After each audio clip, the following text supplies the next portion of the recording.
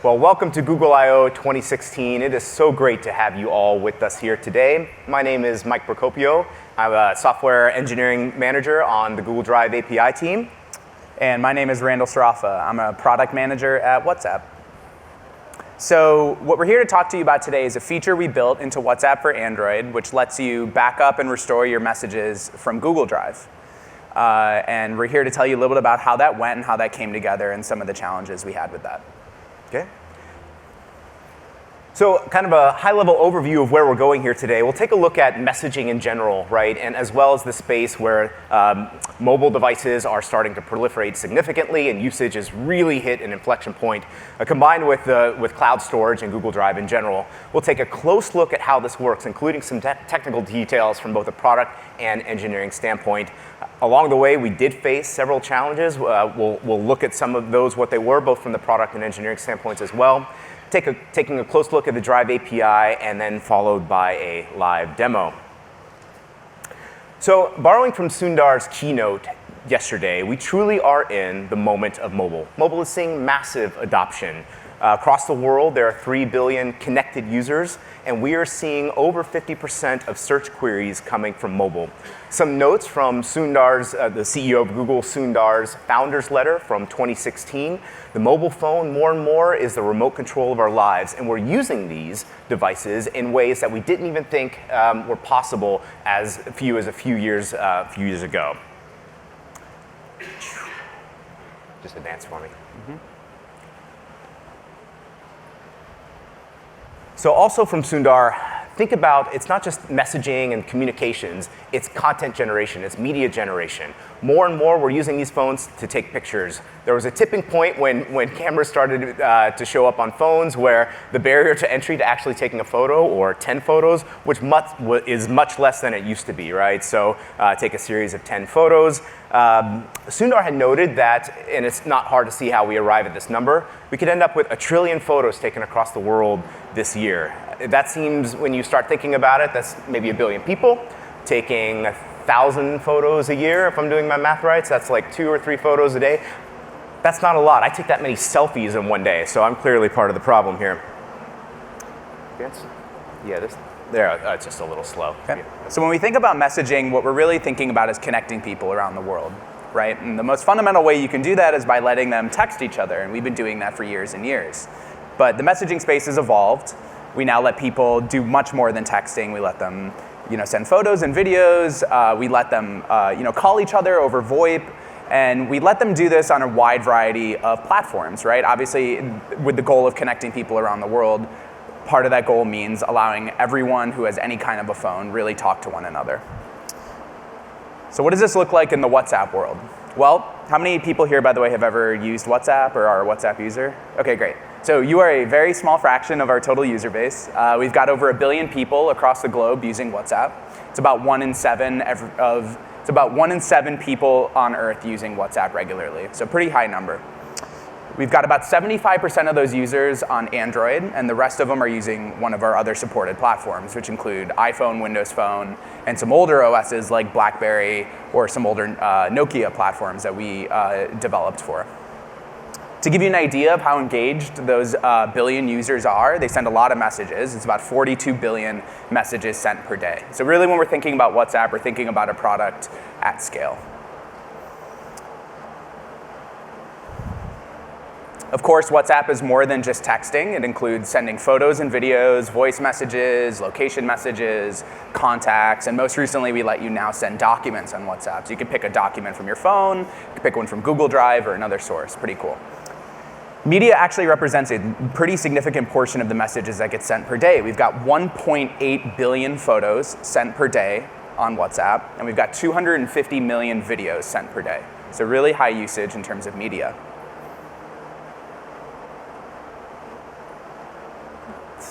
Nope. I'll do it. There we are. Thanks. So complementing client devices and client applications like WhatsApp, we also have cloud storage. So data in the cloud is all about safely storing what's important to you.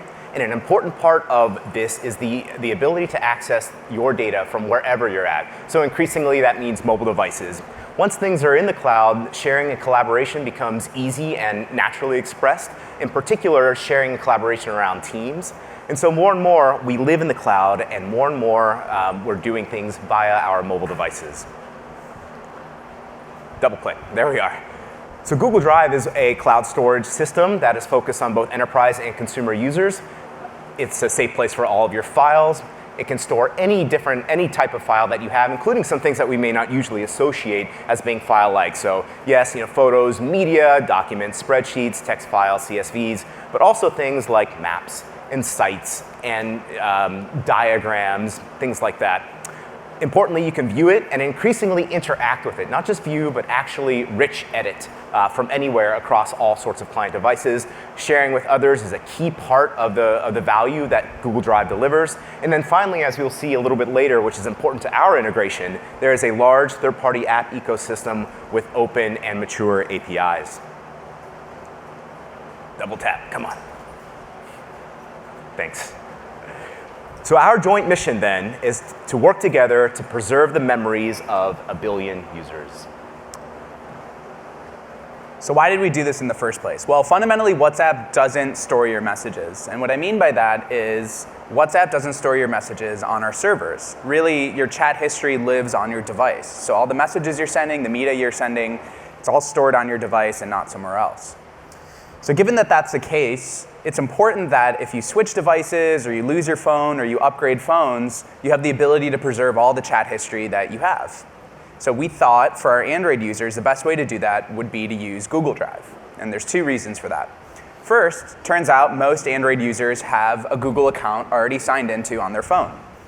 So this means that a user can opt into this feature without having to create a new account of some kind or authenticate to another service. So it's really frictionless in that way. So we're really trying to build a simple mechanism for users. Second is Android devices have really good support for the Drive APIs, which means as a user who wants to back up your stuff to Google Drive, you don't need to install additional software, right? Most of the stuff lives in Google Play Services, so it's ready to go. As I mentioned before, we're really talking about integration at scale, which Mike is going to talk a lot about a little bit later. Now, in terms of how this actually works in the product, we want to walk you through some of the challenges we had and also some of the decisions we made in terms of how to design this user experience. Let's see. So our backups are opt-in. What this means is that we need a user to actually turn on Google Drive backups. And we obviously want a way to do this that is really obvious to the user, right? We want them to know the feature actually exists in the first place. So we designed a full screen activity that prompts users to opt into Google Drive backups. And we present them with this activity on a time interval. It's about once every few months. It's a little, we ask them kind of up front when they're using the app, and we back off to once every few months. By the way, the reason we do a time-based approach as opposed to saying, hey, maybe we'll ask a user when they update the app is because we update our app frequently, right? So that gets annoying. So you don't want this to become noise. You want it to be meaningful to the user. First thing we ask them is to select a backup frequency, daily, weekly, or monthly. And the reason we actually do this is while our backups are incremental, there's one part of the backup, it's a small part of the backup, that actually gets backed up fresh every single time a backup is done. So by dialing back the backup frequency, choosing a less frequent backup cycle, you can actually save some data, some bandwidth. And importantly, a lot of WhatsApp users are very conscious of the data usage that they're using because data around the world is much more expensive, right? So we're trying to build controls for our users that allow them to really say how much data they want to use and be able to preserve that if necessary. We ask them to connect a Google account. Most Android users have just one on their phone, so we automatically choose that one. When they connect the Google account, you just get presented with a system-level prompt asking you to connect Google Drive to WhatsApp. It's a permission prompt. And the last thing we let users do is decide whether they want to back up videos or not. The reason we do this is because videos actually represent a pretty large portion of the overall backup size, or they can. So on average, between a user who backups videos and one who chooses not to do it, there's about a 300 megabyte saving on average. So you can really, if you don't have much Google Drive storage or you don't really want to expend the bandwidth to back that up, you can choose to not include the video if you want. Okay, so I opt into backups. I got my stuff backed up. Now, how do you actually get that data, right? So I switch phones, or my phone, drops in a toilet, something like that. I get a new phone. How do you actually get all your chats back? Well, we basically ask you to do this at registration time, right? You install WhatsApp, tell us what your phone number is, and then we look for a backup. When we find a backup and the user decides to restore it, the restore happens in 2 stages. First, we restore your chats. And what I mean by that is really just the chat database, which is kind of mostly just text messages. Doesn't include any media. So that's a smaller portion of the backup, right? And we do this synchronously, so we don't let the user into the app until this finishes. There's a reason for that. When the user actually ends up in the app, we want them to see all their chats right away, right? Otherwise, they're gonna think something might have gone wrong, we lost some of their data or something like that. So we restore the chat database synchronously. However, with media, because that represents such a large portion of the overall backup size, we do that asynchronously. So we let you into the app, and if you look at the bottom screenshot here, we basically restore the media in the background, and we kind of tell you that at the top of your chat list. This means the user doesn't have to sit around waiting for a huge backup to restore, potentially, right? And if they have slow network or they're doing this over cellular for some reason, that way they're in the app ready to go and their media will restore. We actually restore your most recent media first, right? Which makes sense because you're most likely to see that in your chat history. And we're always monitoring network conditions, right? So we pause the restore if you drop off Wi-Fi or if your battery gets low or things like that. I'll make one comment about the UI here. We actually designed some animations in the restore process. And the reason we thought this was actually important was so that the user has an extra indication that progress is happening, right? So the dots animate in the top screenshot, or those 2 arrows animate in the bottom screenshot, letting the user know something's going on. When the restore is paused or something's not happening, we actually stop those animations. So just reinforce in the UI to the user what's actually going on.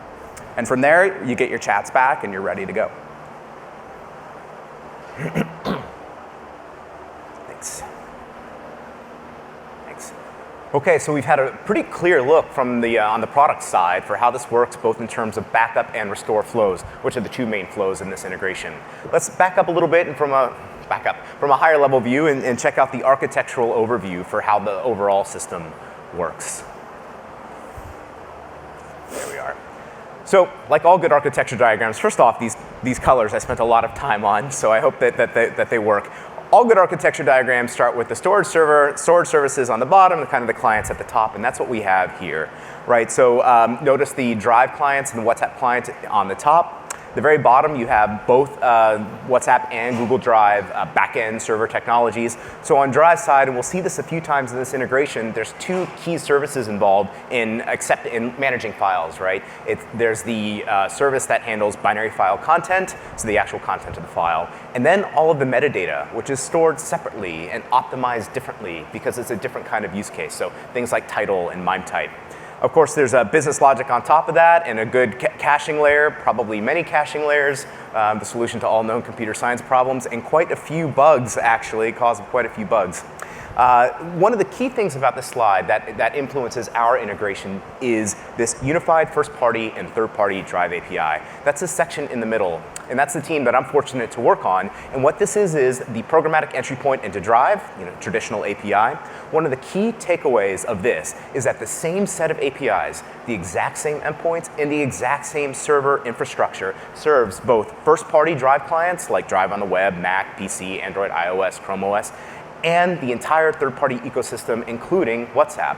So what this means is there's anything you can do with a first-party app, you can do with a third-party app, minus a few specific exceptions around security.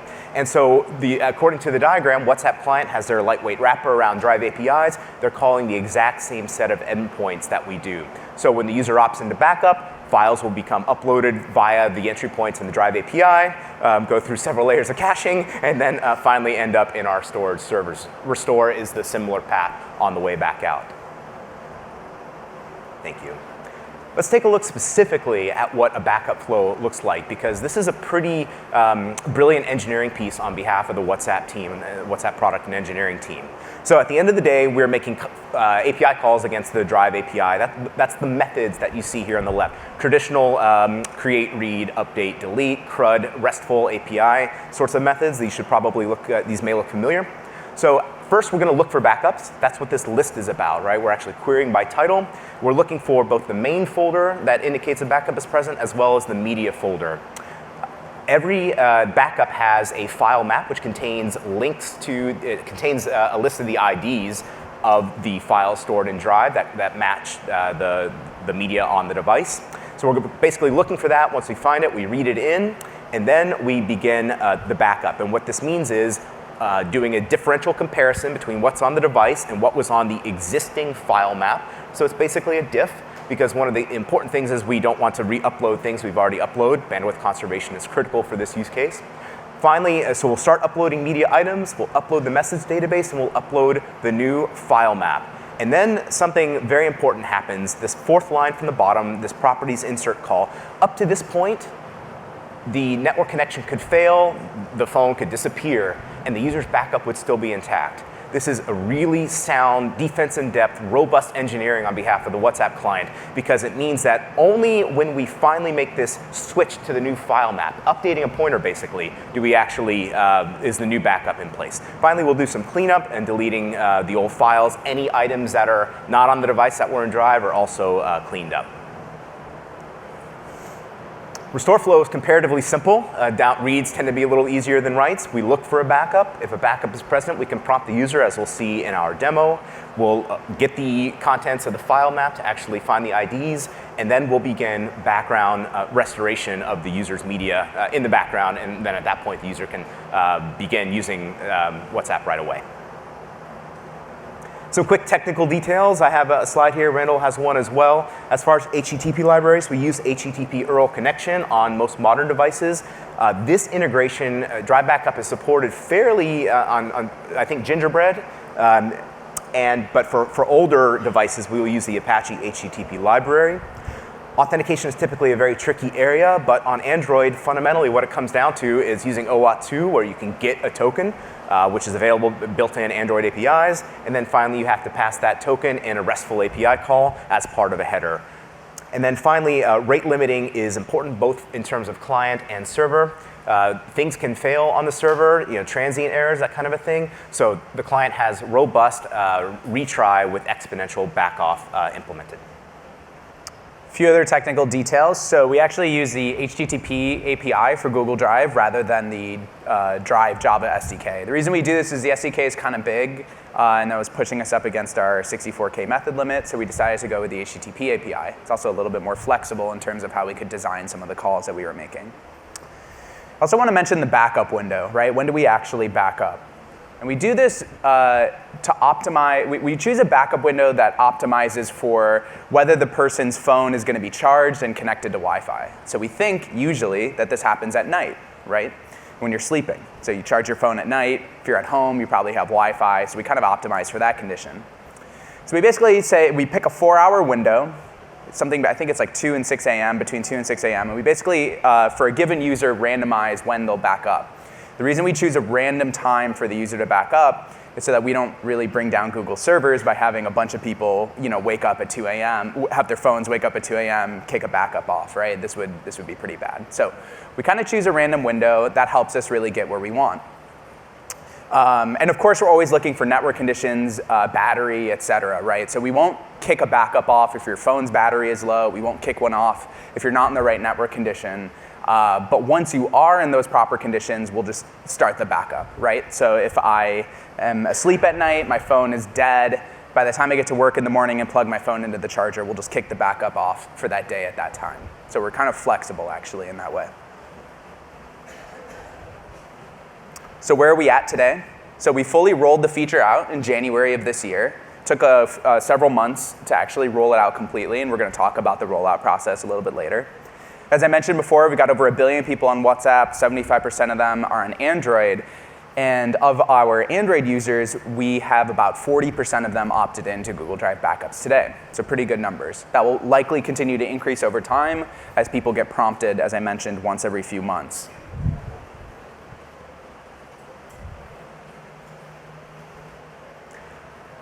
Good. Well, I know we make it look easy, but the truth is there were a lot of challenges along the way, and we're going to take kind of a very transparent behind-the-scenes look at what some of these were. Thanks, Randall. So first and foremost, with an integration like WhatsApp, we think scale. how can we accommodate an integration this size with a billion users with daily backups, backing up new content as it's generated? How do we absorb the initial backup data that's on the user device when they're opted in, right? Because that's a large kind of initial upload, and then once that's finished, it's more of a natural thing. Multiplied by a billion users, and things start to times an opt-in rate, and things start to get very interesting quickly. Large scale can mean a lot of different things. Users, and we're talking a billion times the opt-in rate, that's measured in hundreds of millions of users.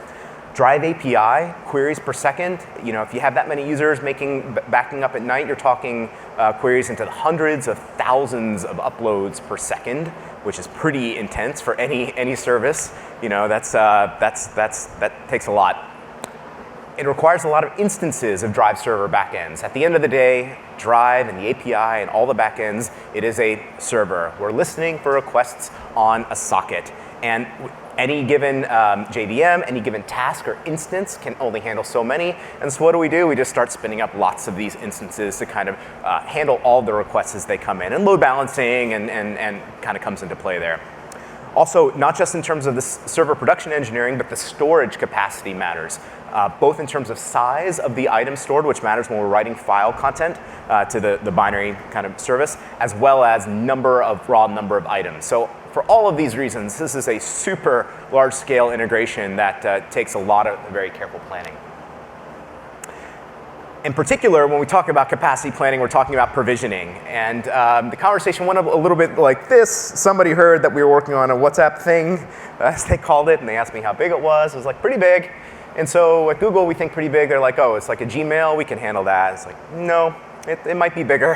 And at that point, people start to get a little nervous, because if you don't properly provision, you're going to truly take down and overwhelm active servers that are trying to fulfill requests from other people. So provisioning and estimation is critical, especially for an integration of this size. So we need to estimate it. Well, how can we do that? Two general approaches, just to kind of give a quick overview of how we do this in practice.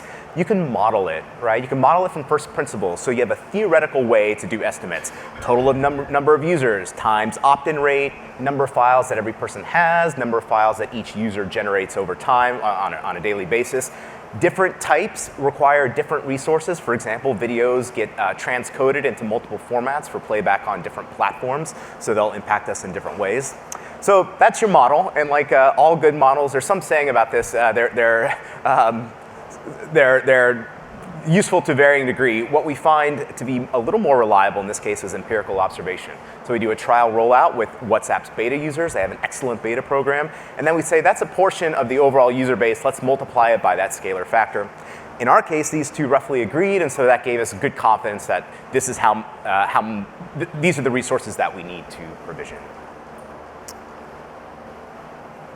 So I want to talk a little bit about bandwidth reduction. As I mentioned, WhatsApp users, we have users all around the world, right? And so we're really interested in making sure that we're using only the amount of data that we need to use, making sure that's efficient, and trying to speed things up, right? Trying to make backups quick, restores quick.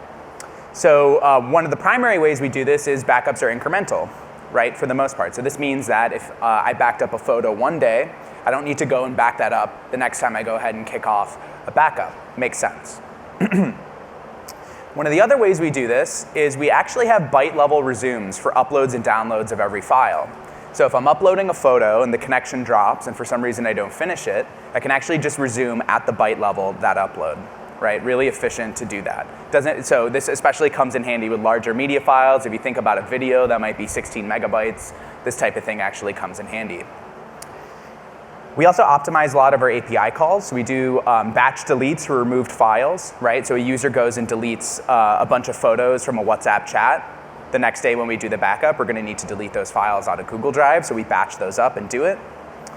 And when we're fetching files at the time of restore, we actually fetch the metadata for those files simultaneously, right? So we don't have to make sequential API calls in order to actually do that. The last thing I'll say is when we're actually fetching the metadata for files, we only look at the fields that we really need.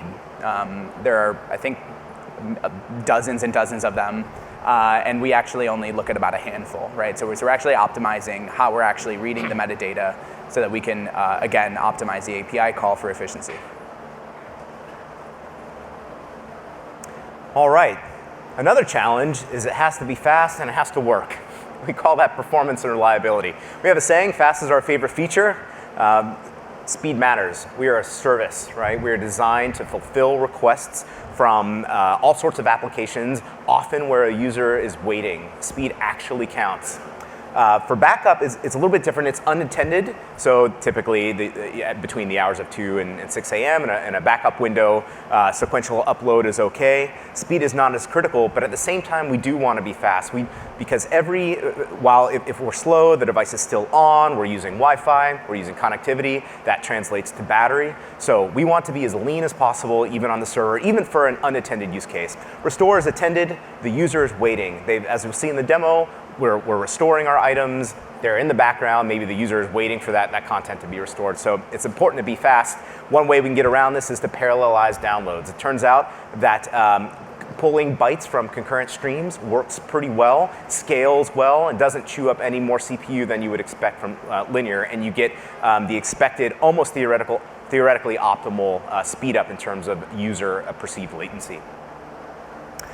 So fast is great, but if it doesn't work at all, then basically it took an infinite amount of time, right? So we have to actually answer the request. Reliability is important. This is hard for backup. This is hard for writes, right? Because you're writing to multiple systems, you're dealing with 4 or 5 megabyte files, you're buffering things, you're chunking, you're opening up upload sessions, you're finalizing them, you're writing the metadata once that's done, you're doing post-processing. We have to do this super reliably. What does reliable mean? Well, I mean, that's a varying degree, but in general, if you are talking about, for example, only 1 in 100,000 or 1 in a million requests failing in that kind of range, that's pretty good, because for the requests that do fail, a simple retry will likely clear it up, and users will generally have no idea. So 4 nines, for example, is a kind of a reasonable target, and it's quite a feat when you're talking about writing data at that scale. So despite all our best efforts for reliability, things actually do go wrong. And this is actually, handling errors is actually both an engineering challenge as well as a user experience challenge. Here's why. When something goes wrong, you don't want to constantly tell the user that something is wrong, right? Otherwise, they start to think your service is reliable. This is especially true for things that happen where we can recover gracefully from them. So I'll give you an example. Let's say the user's phone isn't on in the backup window, right? So their phone is off at night. We realize we can't perform a backup at 2 a.m. We'll just wait and defer the backup until later in the day when the proper conditions are met. Same is true for network. Sometimes we get miscellaneous server errors, right? Like error 500, that we don't really know exactly what's going on. So we just kind of wait. We try the backup again. If it works, it works. If it doesn't, we're still kind of silent about it. And I'll tell you when we're not. So we have a class of errors where so that's a class of errors that sort of we can recover silently from, but we've also got this class of errors that require user action in order to recover from. So a great example of this is authentication. Let's say you go and change your Google password, right? And you forget to update it on your Android device. Well, at this point, we can't actually authenticate into Google Drive in order to back up. So we actually tell the user immediately for that type of an error to go resolve this issue, because we know that no matter how many times we're going to try this backup, it's never going to work unless the user does something about it. Another type of error that happens in this category is storage issues, right? Let's say you run out of Google Drive quota, or your phone runs out of storage, those types of things. Again, we tell the user explicitly, please go fix this thing. So for the errors that we think we can recover gracefully from, what we do is we keep trying, and we don't tell the user this backup hasn't occurred for several days, right? So say I have daily backup set. One day the backup doesn't work. We just kind of wait. We try it the next day. If it works, it works. Great. If by I think like the 4th or 5th day at that point, we'll tell the user something maybe is not going on. But really, we're trying to just do this gracefully. The balance we're really trying to strike, of course, is you don't want to annoy the user into thinking this thing isn't working, but also you want the user to actually be able to back their stuff up, because even losing 1, 2, 3, 4 days of messages can be pretty painful sometimes, right? Hurts to lose that data. Okay, let's talk a little bit about Rollout. And we're going to cover this in detail. So how did we roll this out? Well, we distribute WhatsApp in 2 ways. We've got an APK download that we distribute on our website. and we also distribute it through the Play Store. Obviously, a vast majority of our users get it from the Play Store. What this means, however, is that you can actually test things, test updates with the website population so that because the population is small, and you can kind of actually use that almost like a beta testing pool. So we started there, and we did this as a percentage rollout. So we said, hey, we'll roll this out to 5% of our website users, and then ramp that up. And then we did a percentage rollout for our Play Store users. Percentage rollout's really important, obviously, because we don't want to just turn this on all at once. We want to find the bugs that we have in the client. We want to make sure the servers can handle it, all those types of things, right? So we monitor this very closely, because again, we're dealing with user data. This stuff is precious. You don't want to screw it up. Of course, even when you're doing a percentage rollout, one thing to keep in mind is that there is a natural user upgrade cycle, right? So say we ship, a version of WhatsApp with Google Drive in it. We enable it for 5% of users. Not everyone's on that build yet, so they're going to upgrade over time. So actually, in absolute numbers, the 5% grows, right? So keep that in mind. It's another interesting thing that we had to deal with. Towards the end of the rollout cycle, we shifted from a percentage rollout to a regional rollout. Mike's going to tell you why we did that in a little bit. And of course, just some critical things that we did. Client monitoring was really important. So we were constantly monitoring success rates for backups and restores.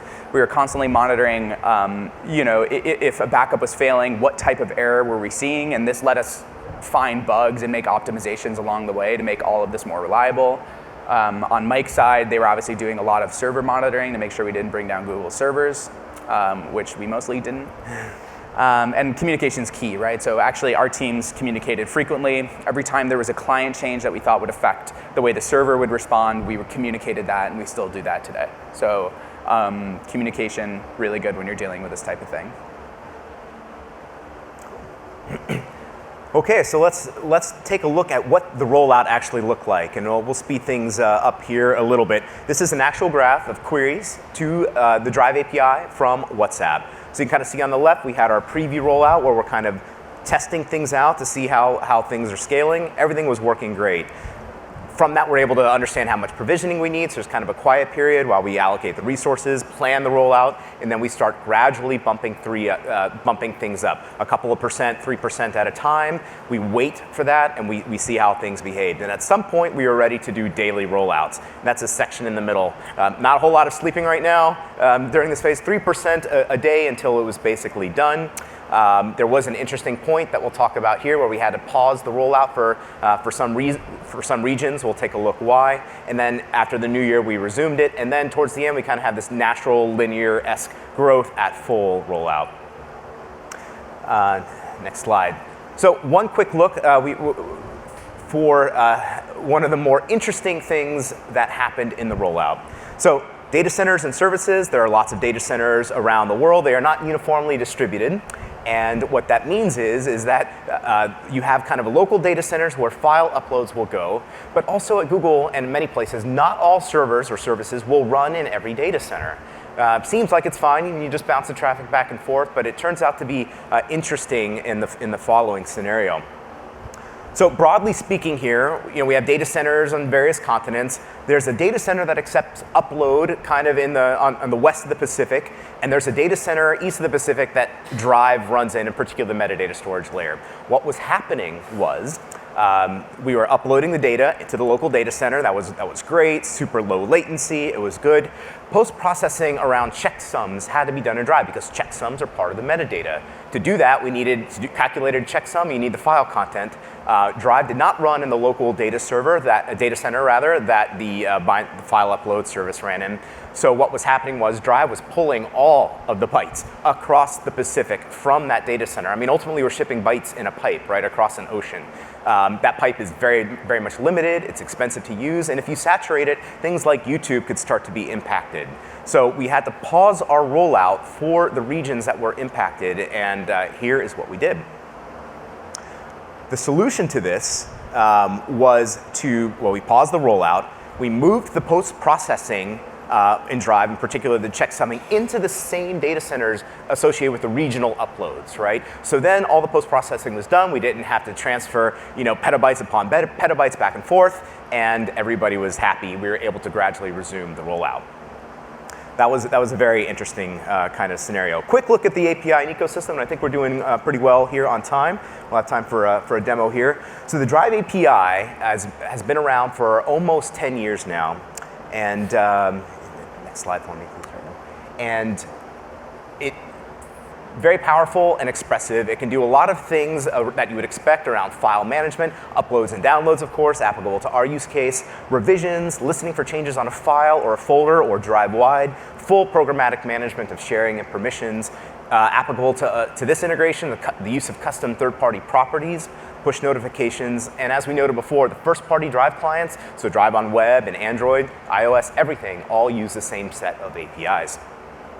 So, we have a rich third-party ecosystem because we've had open APIs since 2008. This is part of our platform. This is not an afterthought. Embracing the developer community is part of our MO, our DNA, our vision. It is something that we are paying very much a lot of close attention to. So apps that do everything imaginable have popped up in the past almost decade. Faxing, editing, rendering, syncing and backup, data protection, data validation, data integrity, enterprise use cases, document workflows, games, music players, anything you can think of has probably been done in this ecosystem. So this is an example of what some of the apps look like right now in the Chrome Web Store. The variety of apps is reflective of increasing number of Android apps embracing Drive APIs for varying degrees, including storage and backup like the WhatsApp use case. All right, here is a graph of Drive API growth. And one of the key things to take away here is that we want to embrace the third-party community. And what that means is we understand that scale is important. We know how to scale, and we understand that your apps need to scale as well. So whatever quota you need, we are able to grant. We are watching this very carefully, and we're provisioning along the way. And you can see we have a nice kind of linear growth that we're planning for on an ongoing basis. And as long as it continues roughly linearly, people are generally happy here. So this looks great. Last 300 days on that. All right, demo time. You want to do it? Yeah, I think we have a perfect amount of time here. So we wanted to demo the end-to-end flow. What could possibly go wrong, as we like to say. We can switch over here. So what we'll do is Randall and I have a conversation going, if that's showing up there. Yep. We're going to take a selfie, we're going to back it up, we're going to clear the data on the device, and then attempt a restore using Google I/O Wi-Fi because we like to live dangerously. Okay, bud, here we go. 50-50 shot. Exactly. All right, what are we doing? What are we? Yeah, smiling, restriking a pose. Here, let's smile. Okay. Excellent. All right. Yo. Maybe just an emoji there, just for good measure. All right. So there it is, showing up there. Looks good. Cool. All right. So to trigger manual backup, thanks. Yeah, user can back up at any time. To trigger, I have mine set up to update backup every night, chats and chat backup. We can also back up manually. So first, we create a local backup. We're going to query Drive to figure out what things are there, what things are on the device, and do that kind of differential computation. We figure it out. We upload the new photo. That's happening fairly quickly, which is great. When that's done, remember as we saw before, we update the pointer to the new file map, which basically says this backup is live and ready to go. That's what's happening now. It's done in and out in 15 or 20 seconds. So that's also the incremental backup happening right there, right? Mm-hmm. So you see how quick it's actually going. Right. So just a minor amount of data has changed in between. So let's go ahead and clear things off of the device. So first off, what we can do, and I'll show you like the coolest little. There we are. Yep. So that'll get us into storage. Clear off the data and the cache from the local device. And then importantly, we also need to go into the actual built-in storage manager here on Android, which is a neat little thing that I found under storage and USB. You scroll down, there's this cool little thing, Explore here. This is an actual built-in Android file manager. So we can go to WhatsApp. WhatsApp stores this media on the SD card, and I can actually go ahead and clear that. Basically what we're doing is we're simulating what would happen if someone got a new phone, right? Like they're not going to really have any data on their phone yet. They're not going to have WhatsApp installed, so all these things don't really exist. right? So All right. what happens in the world when you get a new phone? So you install WhatsApp, you're back at registration, we're gonna ask you for your phone number first.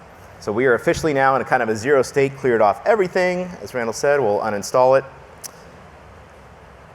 And then I actually have a local version of it right here under downloads. WhatsApp APK, so we'll install it locally again, and that should trigger the restore flow once it installs. So what that'll do is opting in, the user will be prompted to be able to restore their items when it's ready. This happens after account setup and verification, which is based on your phone number. And then the key thing to note about restore is that although all the media is actually restored in the background. Anything else you want to say about this flow? No, so we'll show you right now is where we do this as part of the process. One thing to keep in mind when we look for backups and registration, it kind of requires the Google account being on the device. So we have some logic for letting a user know, like, hey, maybe you don't have a Google account on your phone. If you backed up previously, why don't you go ahead and sign in so you can actually restore it. We also only give you one opportunity to restore. That's at install time. The reason is because it creates a lot of complexity to do it later in terms of how you merge chat databases and do all those types of things. So we just kind of give you the opportunity up front, restore it. It's just much more reliable to do it that way. All right. I set up my account. It was automatically verified via SMS. You can see the notification there. And then here, as Randall just noted, we looked for a backup and we found a backup. We have the opportunity to restore it from the cloud. So importantly, we're also showing the user the size of this. We say, like, this is how much we're actually going to download. So when Mike actually hits restore, what we're doing is what I mentioned before. We're restoring the chat database first. We do this synchronously. So these are your messages. We let you know, hey, 6,000 of them are restored. And we actually tell the user your media will be restored in the background. So when Mike actually comes into WhatsApp, you're going to see something at the top of the chat list that says restoring media. And that's going to kick off getting all your photos, your videos, et cetera, which again are the biggest part of a user's backup typically. You can see that right there. Mm-hmm. As I mentioned before, we restored the most recent media first. So if you actually go into our chat, you'll probably see the photo that Mike sent already restored, right? So we optimize for recent messages, which obviously makes sense. You want to see that stuff up front. And that's our demo. Cool. Thank you, everyone, for your attention, for being here today. We really appreciated having the chance to kind of give you a behind-the-scenes look here.